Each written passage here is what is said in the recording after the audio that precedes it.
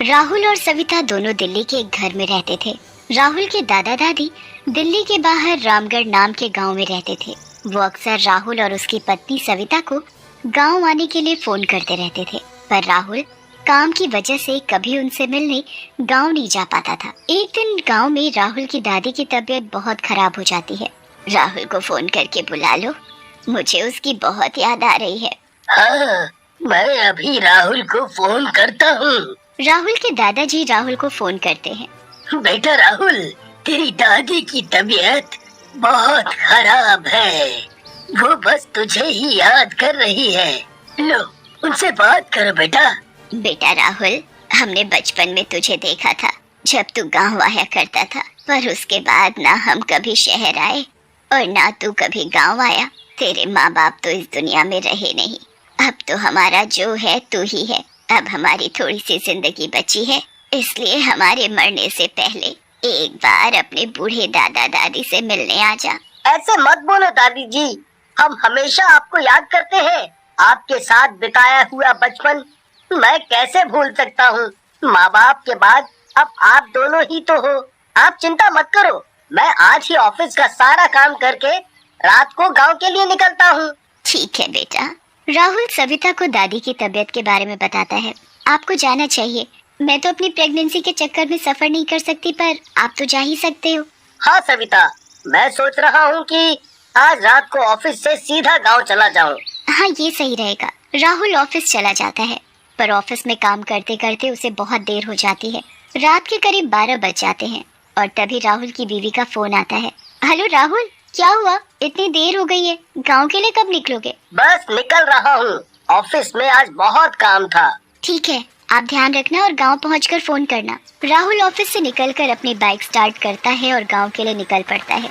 राहुल करीब 10 किलोमीटर ही आगे निकला होता है कि तभी उसकी बाइक बंद हो जाती है। ओहो, अब ये क्या आफत आ गई। राहुल चेक करता है तो पता चलता है कि बाइक में पेट्रोल खत्म हो गया है। ओह शिट, इसमें तो पेट्रोल खत्म हो गया। मैं भी कितना भुलक्कड़ हूँ जो इतना जरूरी काम भूल गया और इसमें पेट्रोल ही नहीं डलवाया। अब तो लगता है मुझे गांव बस से ही निकलना पड़ेगा।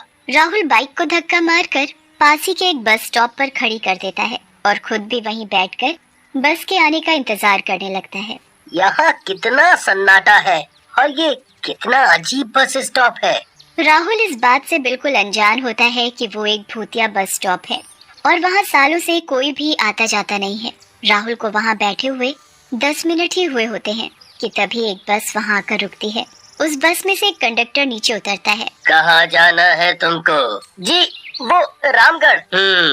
वहीं जा रहे हैं, आकर बैठ जाओ। पर मेरी बाइक यहाँ खड़ी है, इसमें पेट्रोल खत्म हो गया था, इसलिए मुझे यहाँ खड़ा करना पड़ा। पर मैं इसे ऐसे यहाँ छोड़कर नहीं जा सकता, तो क्या इसे ऊपर रख सकते हैं? कंडक्टर एक हाथ से बाइक उठा लेता है और उसे बस की छत पर रख देता है। राहुल उस कंडक्टर को ऐसे बाइक उठाते देख हैरान हो जाता है। हे भगवान, ये आदमी इतनी भारी बाइक एक हाथ से कैसे उठा सकता है? कंडक्टर बस के अंदर चढ़ जाता है और राहुल को अंदर बैठने को बोलता है। राहुल जैसे ही बस में चढ़ता है तो देखता है कि बस में ड्राइवर और कंडक्टर के अलावा कोई भी नहीं है। राहुल चुपचाप जाकर एक सीट पर बैठ जाता है। राहुल के दिमाग में अभी भी वही बाइक वाली बात घूम रही होती है। तभी अचानक पीछे से आवाज आती है। सबसे पीछे वाली सीट पर दरअसल एक चुड़ैल बैठी हुई होती है और वो बस भूतों से भरी हुई होती है। भैया, जरा बस को रोक दो, मेरा स्टॉप आ गया है। जब मैं इस बस में चढ़ा था तब तो यहाँ कोई भी नहीं था, तो ये पीछे से किसकी आवाज आई? राहुल बहुत डर जाता है, पर उसकी बिल्कुल भी हिम्मत नहीं होती कि वो पीछे मुड़कर एक बार देख ले। चुड़ैल धीरे धीरे चलकर राहुल के पास से गुजरती है और तभी राहुल डर के मारे अपना मुंह खिड़की की तरफ कर लेता है। उसके बाद जब वो खिड़की के शीशे में उस चुड़ैल को देखता है तो डर के मारे उसके पसीने छूट जाते हैं। हे भगवान, ये मैं कहाँ आ गया? अब मैं क्या करूँ? हाँ, अब बस मुझे हिम्मत रखनी होगी और चुपचाप इसी बस में बैठे रहना होगा। बस रुक जाती है और चुड़ैल बस से नीचे उतर जाती है। उसके बाद राहुल को थोड़ी राहत मिलती है, पर उसे क्या पता था कि उसके पीछे पूरी बस में भूत और चुड़ैल बैठे हैं। राहुल मन ही मन हनुमान चालीसा पढ़ने लगता है और सोचता रहता है कि वो इस मुसीबत से कैसे निकले। राहुल आंखें बंद करके बैठ जाता है, पर तभी पीछे से एक भूत उसके कंधे पर अपना हाथ रख देता है। राहुल की झट से आंख खुल जाती है। वो अपने कंधे पर एक हाथ देखता है जिसके बड़े बड़े नाखून होते हैं। अरे भाई, क्या थारे पास बीड़ी मिलेगी? राहुल और ज्यादा डर जाता है और एक बार भी पीछे मुड़कर नहीं देखता कि किसने उसके ऊपर हाथ रखा हुआ है। हे भगवान, मुझे बचा लो। क्या हो गया भाई? तने जवाब ना दिया है? एक बार जरा पीछे मुड़ कर तो देख ले। नहीं नहीं, मेरे पास कोई बीड़ी नहीं है।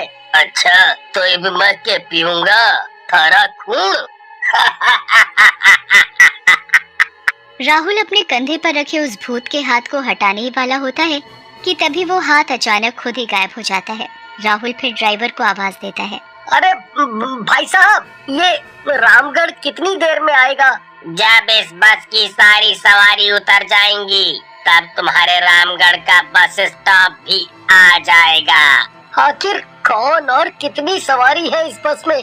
मैं जब बैठा था तब तो यहाँ कोई भी नहीं था। और ये ड्राइवर ऐसी बातें क्यों कर रहा है जैसे इसे सब पता है? कहीं ये भी तो कोई भूत नहीं है? राहुल झांक कर ड्राइवर की शक्ल शीशे में देखने की कोशिश करता है। राहुल का शक सच में बदल जाता है जब वो शीशे में ड्राइवर के चेहरे की जगह एक भूत का चेहरा देखता है। मतलब इस बस में सभी भूत हैं, कोई भी इंसान नहीं है। मैं कभी भी इस बस से निकल भी पाऊंगा या नहीं? एक काम करता हूँ, सविता को फोन करके उससे मदद मांगता हूँ। राहुल सविता को फोन मिलाता है पर फोन में नेटवर्क ही नहीं आ रहे होते। यहाँ तुम्हारा फोन नहीं मिलेगा। अच्छा होगा इसे अपनी जेब में वापस रख लो। इसको कैसे पता चला कि मैं फोन मिला रहा हूँ? इसका मुंह तो आगे की तरफ है, तो इसे कैसे पता पीछे क्या हो रहा है? इसका मतलब तो यही है कि ये कंडक्टर भी एक भूत है। बोला ना, फोन अंदर रख लो। हाँ, वो तो बस में ऐसे ही फोन देख रहा था। मुझे सब पता है कि तुम पीछे बैठकर क्या कर रहे हो। राहुल फटाफट फोन जेब में वापस रख लेता है और तभी बस झटके से रुक जाती है। चलो चलो, जल्दी से सब लोग बस से उतरकर खा पी लो। राहुल बस की खिड़की के बाहर झांकता है तो बस एक ढाबे पर रुकी हुई होती है। सारे भूत और चुड़ैल जल्दी जल्दी बस से उतरने लगते हैं। राहुल चुपचाप बस खिड़की के बाहर देखता रहता है। उसे महसूस होता है कि लोग उसके पास से निकलकर जा रहे हैं और बस से उतर रहे हैं। चलो अब तुम भी उतरो और कुछ खा लो और चुपचाप वापस आ जाना। मैं बस जा रहा हूँ। राहुल को कुछ समझ नहीं आता और वो डरता हुआ बस से नीचे उतर जाता है। उसे वहाँ बहुत से लोग खाना खाते हुए दिखते हैं। सभी लोगों के खाने की प्लेट में कटी हुई उंगलियाँ, आंखें, हाथ और जाने क्या क्या रखा हुआ होता है और वो लोग मजे ले लेकर उसे खा रहे होते हैं। राहुल दूसरी तरफ देखता है तो उसकी नजर एक आदमी पर पड़ती है जो बड़ी सी कढ़ाई में कटी हुई मुंडियाँ तल रहा होता है और वो मुंडियाँ जोर जोर से चिल्ला रही होती हैं। राहुल वहाँ से भागने की सोचता है पर फिर उसे कंडक्टर की बात याद आ जाती है। राहुल चुपचाप एक टेबल पर जाकर बैठ जाता है। इस ढाबे में भी सब भूत ही हैं। मैं अकेला इन भूतों से कैसे बच पाऊंगा? अब तो ऐसा लगता है मैं कभी अपने गांव नहीं पहुंच पाऊंगा। आपको क्या चाहिए? नहीं नहीं, मुझे कुछ नहीं चाहिए। लेना तो पड़ेगा, यहाँ आकर बिना खाए नहीं जा सकते। मेरे लिए एक गिलास पानी ले आओ बस। ठीक है, अभी लाता हूँ। कुछ देर बाद वेटर राहुल की टेबल पर एक गिलास रखकर चला जाता है। राहुल पानी पीने के लिए गिलास उठाता है पर उसमें पानी नहीं बल्कि खून होता है। राहुल डर कर वो गिलास टेबल पर रख देता है। तभी कंडक्टर की बस के अंदर से आवाज आती है।